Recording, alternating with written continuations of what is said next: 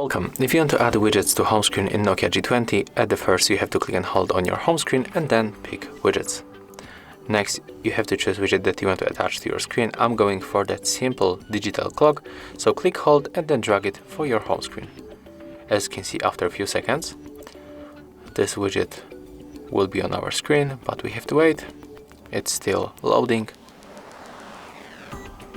Maybe we can try to add another one because it takes too much time. So for example, I'm going to pick the Google Calendar. So click, hold and then drag it, for example here. As you can see, both widgets are not working right now. Okay, right now the digital clock is here. So when you tap on it once, we can open the clock application. When you click and hold and release, we are able to resize that widget. Oh, let me just do it one more time. Here we can resize, as you can see. Click outside and then to remove, drag right here. And as you can see, that's how it looks. If you find this video helpful, remember to leave a like, comment and subscribe.